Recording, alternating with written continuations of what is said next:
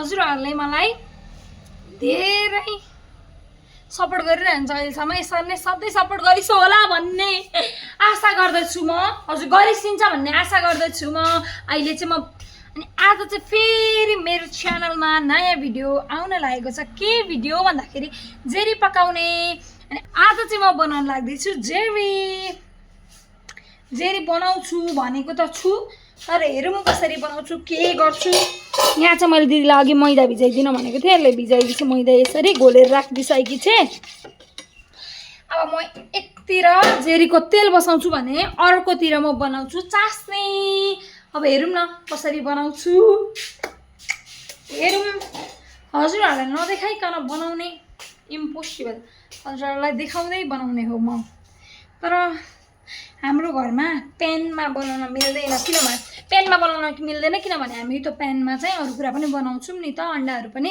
त्यही भएर त्यस्तो प्यानमा बनाएको आमा खाइसिन्न, त्यही भएर म बनाउँछु कराईमा। ल एकछिन 5 मिनटपछि म भेट्छु। अनि यो मैदामा चाहिँ म हल्का हाइड्रो हाल्छु। यो हाइड्रोले चाहिँ यसले चाहिँ नि यसलाई क्रिस्पी बनाउँछ क्या। यो चाहिँ मेरो फर्स्ट टाइम हो जेरी बनाउने। मामुले चाहिँ बनाएको होसिन्थ्यो 1-2 चोटि। यो चाहिँ मेरो फर्स्ट टाइम हो। हेरौँ कस्तो बनाउँछु, कस्तो हुन्छ, क्रिस्पी हुन्छ कि हुँदैन, अनि पोपट हुन्छु कि के हुन्छु थाहा छैन, तर बनाउन लेट्स ट्राई गरौँ न। के भन्छ त्यो, रिक्स लियो भने मात्र प्रफिट हुन्छ भन्छ नि बिजनेस स्टुडेन्ट। अलिकति धेर बोल्न आइहाल्यो। बिजनेस स्टुडेन्ट भएपछि यस्तै हुन्छ होइन, रिक्स लिनुपर्छ। जे कुरा गर्न पनि रिक्स लिनुपर्छ भन्छ नि, त्यही हो। मैले हालेर घोलेँ मजाले। अब म बनाउँछु चास्नी। एउटा खुट्टा नभएकोमा चास्नी बनाउँछु। ओके, यो 1 खुट्टे कराईमा चास्नीको लागि अब पानी कति चाहिन्छ मलाई थाहा पनि छैन। पहिला ट्राईको लागि थोरै मात्र बनाऊँ, मिठो भयो भने मात्र धेरै बनाउने। अब यो पानी हालेँ, यतिको बनाउनु पर्यो।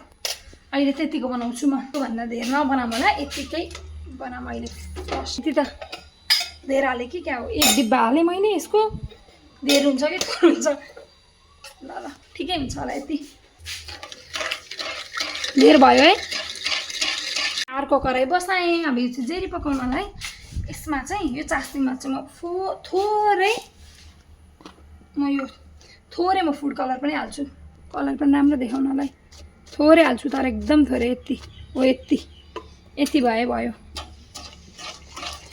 यो चाहिँ मलाई जहाँसम्म लाग्छ यो धेरै पातलो भयो कि के हो, ठिक्कको हुनुपर्छ जस्तो लाग्छ। यो अलिक भयो। यसलाई अझै अलिकति मैदा हाल्छु म। दिले बनाएको कि हल्का पातलो भयो जस्तो लाग्यो मलाई, अलिकति हाल्छु। अब यति हालेर चलाउँछु फेरि। अब हाल्ने बेलामा भेट्छु है कस्तो हुन्छ। यो चाहिँ हाम्रो पकाउने भाँडो, थोरै हालेर ट्राई गर्छु पहिला। यसको बिर्को लगाम एकछिन है। पकाउनलाई तेल मैले थोरै हालेको छु अहिले। यता चास्नी पनि पाक्दैछ, यता तेल पनि तात्दै छ। बनाऊँ अब एउटा हालौँ कस्तो हुन्छ। म त पोपट हुन्छ जस्तो लाग्छ। म बनाएको छुइनँ नि त, this is my first time. मामाले चाहिँ बनाएको हुन्थ्यो। ल हालौँ है त।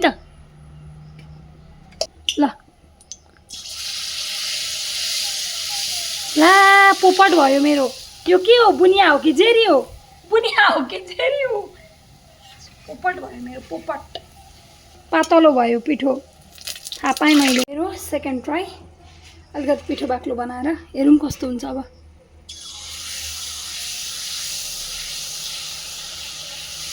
ल हेरौँ। यो पनि पोपटै हुन्छ जस्तो भयो। चास्नी पनि यहाँ बन्दैछ। बन्यो तर यो के बन्नु, बन्न चाहिँ बन्यो, यो के बन्यो तर। फेरि नेक्स्ट ट्राई। यो चाहिँ नेक्स्ट ट्राई। ल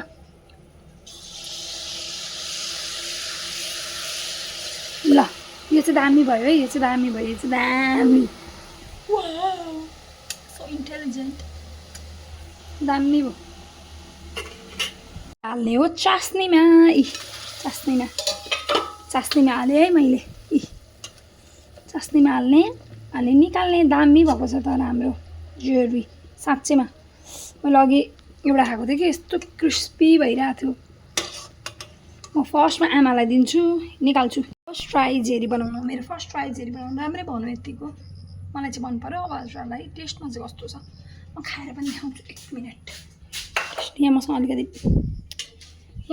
भाँच्चाको टुक्रा खाएर देखाउँछु है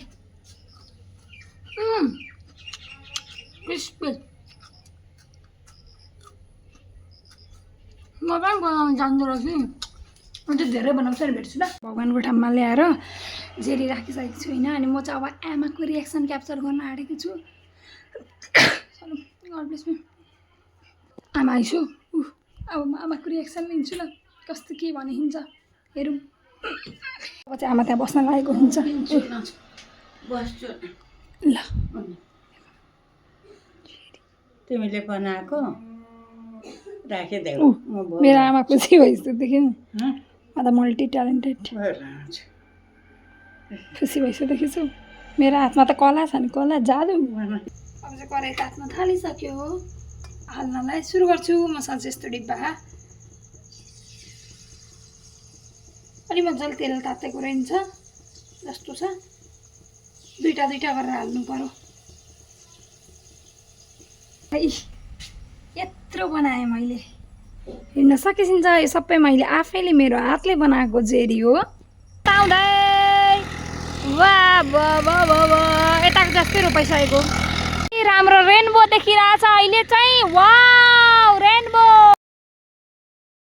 पहिलो प्यार हान्दाखेरि मुखै बिग्रिने दोस्रो गिलास तान्दाखेरि कुरै यहाँ घाम लागिरहेछ कस्तो राम्रो देखिरहेछ अनि पानी परिरहेछ पानी घाम स्यालको बिहे